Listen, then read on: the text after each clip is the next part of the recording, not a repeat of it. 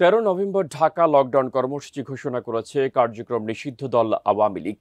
এই ঘোষণার পর থেকেই দেশ জুড়ে বিরাজ করছে চরম অস্থিরতা।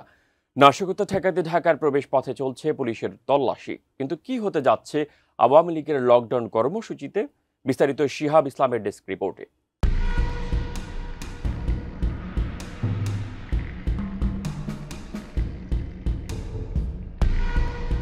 আন্তর্জাতিক অপরাধ ট্রাইব্যুনালে শেখ হাসিনা সহ অন্যদের বিরুদ্ধে মানবতা বিরোধী অপরাধ মামলার রায় ঘোষণাকে কেন্দ্র করে রাজধানী ঢাকায় নিরাপত্তা জোরদার করা হয়েছে।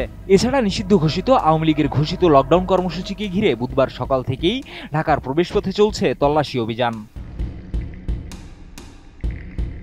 ঢাকা জেলা পুলিশের তত্ত্বাবধানে সকাল থেকেই আমিনবাজার চেকপোস্টে বাড়ানো হয়েছে নজরদারি। ঢাকা আরিচা মহাসড়কের ঢাকামুখী লেনে থামানো হচ্ছে গণপরিবহন, মাইক্রোবাস ও প্রাইভেট কার। যাত্রীদের গন্তব্য ঢাকায় আগমনের উদ্দেশ্য সম্পর্কে জানতে চাইছে পুলিশ।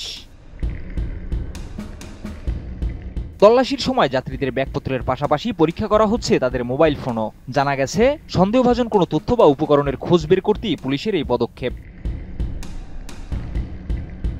পুলিশ জানায়, নিরাপত্তা নিশ্চিত করার স্বার্থে এই তল্লাশি চালানো হচ্ছে। নিষিদ্ধ সংগঠনের ঘোষিত কর্মসূচিকে ঘিরে যেন কেউ নাশকতা সৃষ্টি না করতে পারে, সেজন্যই আমাদের এই প্রস্তুতি। নতুন বাংলাদেশ গড়তে এলো জুলফিকার স্টিল। জুলফিকার স্টিল, ইস্পাত দৃঢ় অঙ্গীকার। আমরা সবার অনুমতি নিয়েই তল্লাশি করছি, কিন্তু যাত্রীদের থেকে জানা যায় গাড়ি থামিয়ে সবাইকে নামিয়ে ব্যাগ চেক করা হয়, ফোনও দেখতে চাওয়া হয়, কিন্তু পারমিশন নেওয়া হয় না।